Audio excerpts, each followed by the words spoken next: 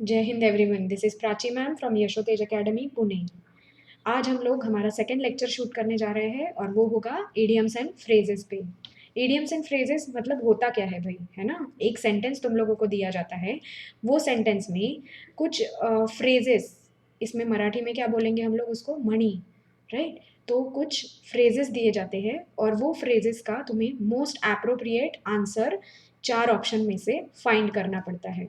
तो उसको बोलेंगे हम लोग idioms and phrases. तो let's start with the questions.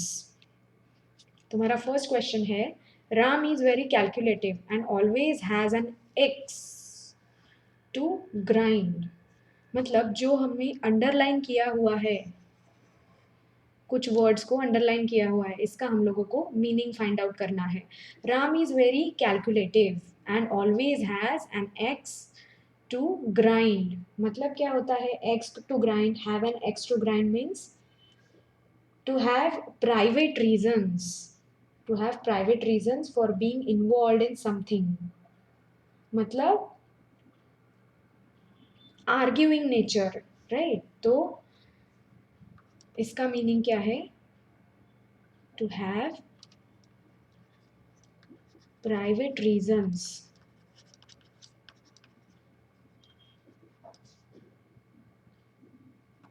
For being involved.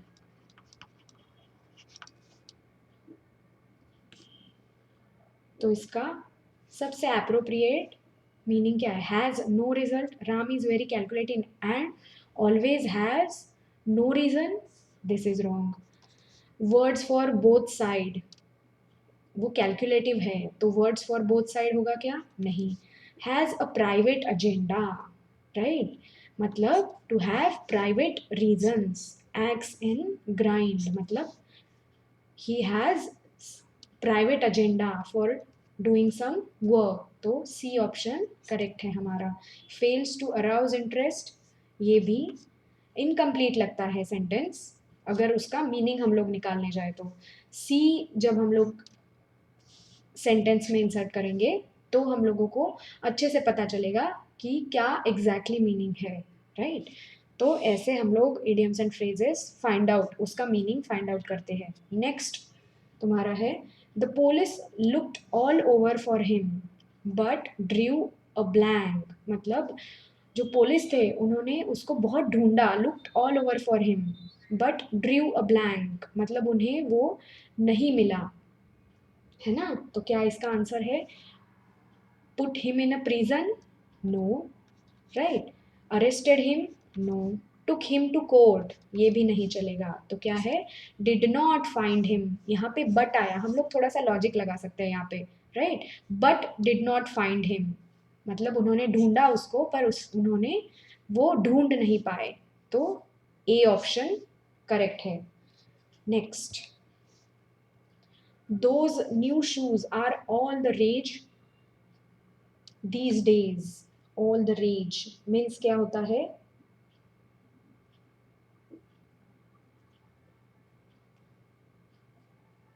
all the rage means क्या होता है, पॉपुलर, है ना। shoes are all the rage these days मतलब very expensive, नहीं। मतलब these days बहुत एक्सपेंसिव शूज है, ऐसे नहीं। क्लमजी, क्लमजी भी नहीं चलेगा। फैशनेबल, ये भी नहीं चलेगा। पॉपुलर, है ना। All the rage means popular, A option correct है। Next, his investments his investments helped him make a killing in the stock market। उसने जो इन्वेस्टमेंट किया था उसका उसे हेल्प हुआ for make, to make a killing in stock market मतलब lose money quickly, नहीं। हेल्प हुआ है उसको तो लूज मनी नहीं। Plan a murder quickly, murder someone, ये भी नहीं चलेगा। मेक मनी क्विकली, तो इसका क्या आंसर है, make money quickly. Make a killing means, make a killing means to make a lot of money, right. तो डी ऑप्शन करेक्ट है। Next, there is no gain saying the fact that the country is in difficulties. Means there is no gain saying the fact that the country is in difficulties. Ignoring नहीं, meaning समझ में आना चाहिए. There is no gain saying मतलब उसका कुछ meaning नहीं है.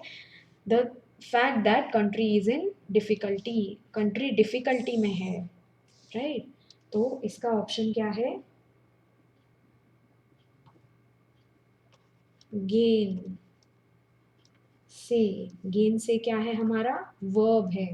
तो वर्ब का मतलब टू डिसएग्री,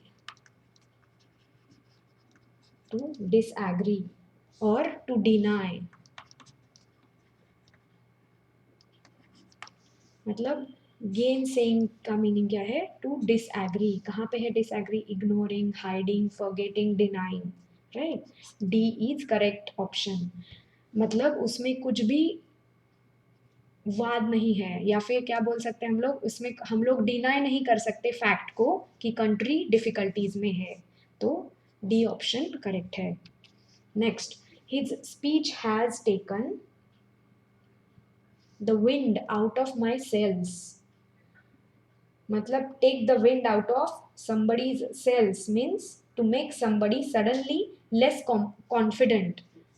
मतलब क्या होता है इसका? to make somebody suddenly less confident. अभी ढूंढो इसका meaning. made my words or actions ineffective, made me depressed, made me think of the future, made me remember my past. तो क्या आएगा? made me, made my words or actions ineffective. तो A option जो है वो सबसे appropriate है.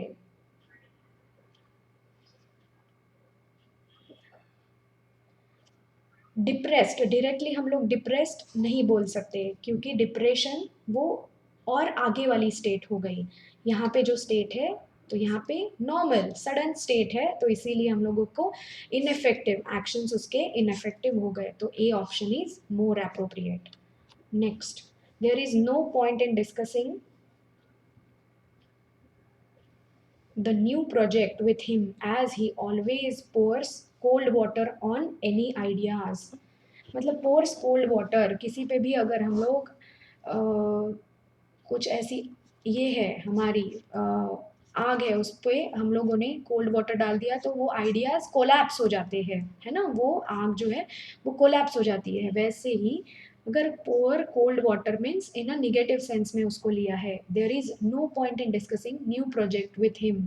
उसके साथ कुछ न्यू प्रोजेक्ट का डिस्कस करने में पॉइंट ही नहीं है. As he always pours cold water on any ideas. मतलब क्या है इसका? Pour cold water on something means to give reasons for not being in the favor of something. मतलब to criticize, क्रिटिसाइज करता है वो. तो इसका सबसे अप्रोप्रिएट क्या मीनिंग है? डिसअप्रूव्स ऑफ, राइट. पुट्स ऑफ नहीं, डिसलाइक नहीं, पोस्टपोन्स ये भी नहीं. पुट्स ऑफ मतलब बंद कर देना, राइट. डिसअप्रूव्स वो हमेशा किसी नई आइडिया को डिसअप्रूव करता है, राइट. तो C is most appropriate.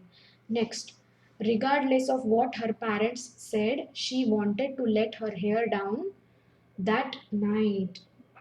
To let hair down means to let hair down means to relax.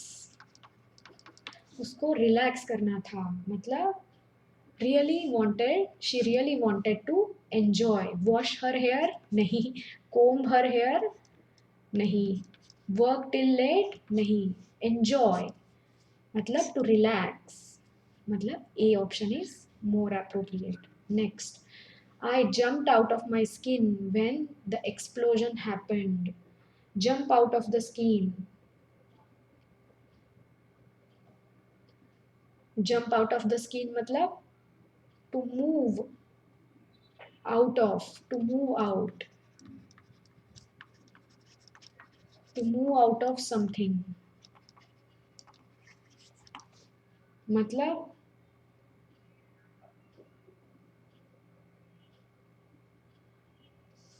was in panic, was excited, I jumped out of my skin, was in panic है ना, was nervous नहीं चलेगा, was angry तो बिल्कुल नहीं चलेगा, was excited, explosion happened, negative sense में आना चाहिए, वो panic हो गया। nervous होते हैं कि हम लोग, नर्वस कब होते हैं, जब हम लोग किसी अलग सिचुएशन में है। पैनिक होना मतलब अगर एक्सप्लोजन हैपन हो रहा है तो हम लोग पैनिक हो जाते हैं, वॉज पैनिक आएगा। Next, she didn't realise that the clever salesman was taking her for a ride. Take somebody for a ride means to cheat. Take somebody for a ride means to cheat, cheat करना। तो इसका सबसे appropriate meaning trying to trick her, taking her in a car, ये चलेगा क्या, नहीं। Pulling her along, नहीं। Forcing her to go with him, वो भी नहीं चलेगा। ट्राइंग टू ट्रिक हर मतलब ट्राइंग टू चीट हर, तो A is most appropriate option.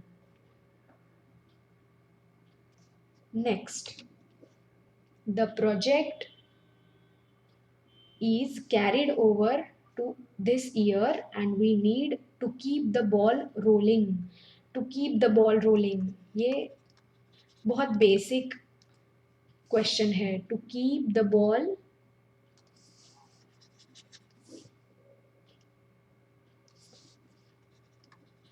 Rolling, ये हम लोग सब डेली लाइफ में हम लोग यूज करते हैं।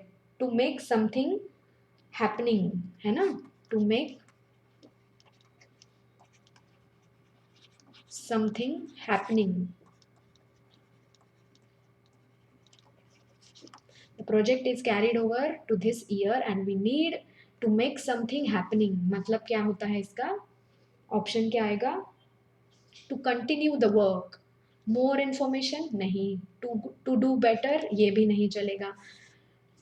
To continue, right, to continue, to make something happening means to continue is most appropriate, तो A option is most appropriate. New strategies भी नहीं चलेगा।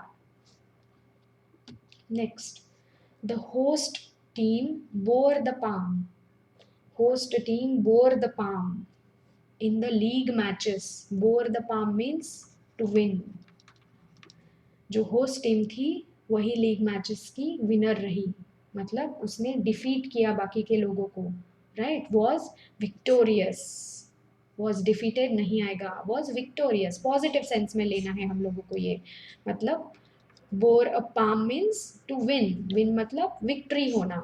प्लेड क्वाइट वेल ये नहीं चलेगा, विक्ट्री हो गई उसकी। डिफीटेड ये भी नहीं चलेगा। Played a very boring match, no ये भी नहीं चलेगा। आप लोगों को लग सकता है was defeated and was victorious, इसमें क्या डिफरेंस है। हम लोगों को बोर अ पाम का मीनिंग चाहिए, तो इसका मीनिंग है विक्ट्री होना, ना कि डिफीट करना, राइट। तो दोनों में डिफरेंस है, विक्ट्री होना और डिफीट करना। हराना is also victory, but victory हम लोगों को पॉजिटिव सेंस में यहाँ पे लेना पड़ेगा, राइट। तो most appropriate is B. Next, just keep your wig on everything will be all right, तो इसका ऑप्शन है keep your wig on, keep your wig on means क्या होता है, to keep your wig on means to tell someone to calm down, to tell someone to calm down। just keep your wig on everything will be all right, मतलब आप calm down रहो, everything will be all right मतलब सब कुछ अच्छा होने वाला है। तो इसका मोस्ट अप्रोप्रिएट मीनिंग क्या रहेगा,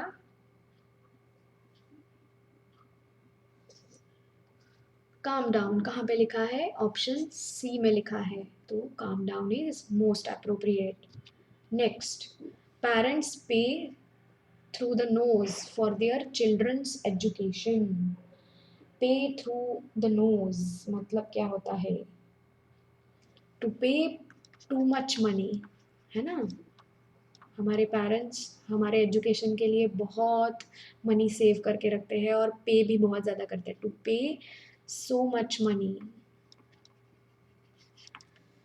तो क्या आएगा इसका? By taking loans and extremely high price, grudging और विलिंगली. इसका सबसे एप्रोप्रिएट मीनिंग क्या रहेगा? पे थ्रू द नोज मतलब an extremely high price, pay so much money मतलब हाई प्राइस में, तो बी ऑप्शन सबसे अप्रोप्रिएट है. Next, Monica's habit of picking holes in every relationship is very irksome. Pick holes in something मतलब to find weak points, to find weak points मतलब admiring people नहीं आएगा ये.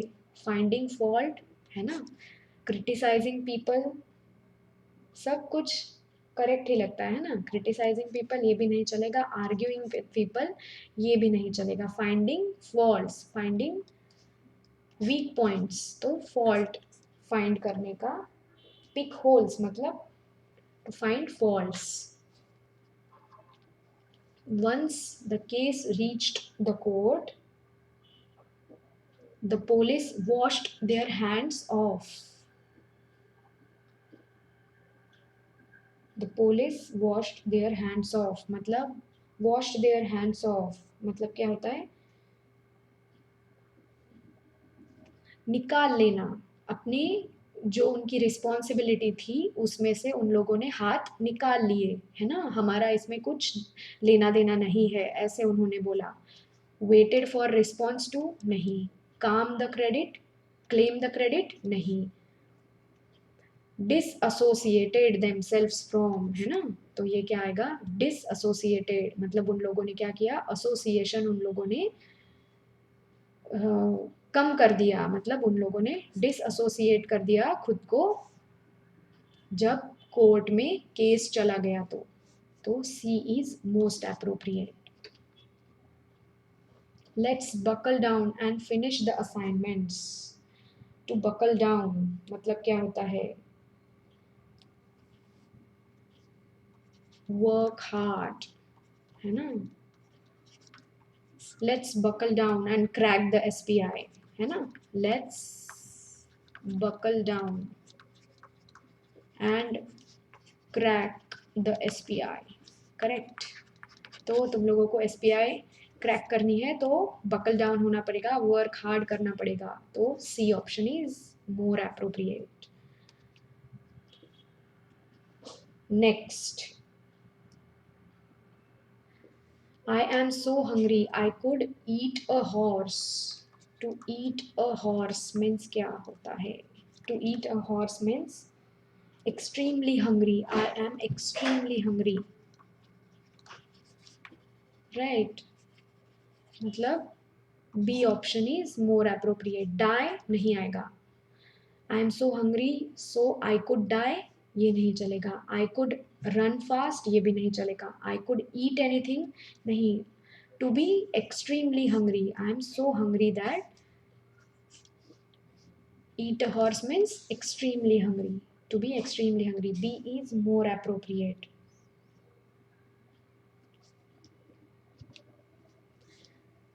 We don't see eye to eye when it comes to politics, but I do like her as a person. We don't see eye to eye मतलब क्या होता है? See eye to eye इसका क्या meaning है? To agree with someone. To agree with someone मतलब we don't see eye to eye when it comes to politics. मतलब हम लोग जब पॉलिटिक्स में होते हैं तो हम किसी चीज हम दोनों किसी चीज़ में एग्री नहीं होते हैं, but I do like her as a person, पर एज अ पर्सन वो मुझे पसंद है। तो इसका सबसे अप्रोप्रिएट ऑप्शन है D, to agree with someone, right. Eye to eye मतलब to agree with someone. Next, she is feeling under the weather today, she has a terrible cold. Under the weather, weather मतलब not feeling well, not feeling well. To be busy नहीं चलेगा, to overcome an illness ये भी नहीं चलेगा, looking forward to meeting a doctor ये भी नहीं चलेगा। To not feel well is more appropriate. Feeling under the weather means to not feel well. तो ये थे तुम्हारे इडियम्स एंड फ्रेजेस के 20 क्वेश्चंस। अगर कुछ डाउट है तुम लोगों को तो you can ask me in the comment section, right. तो मिलते हैं नेक्स्ट लेक्चर में, तब तक के लिए जय Hind. Thank you so much.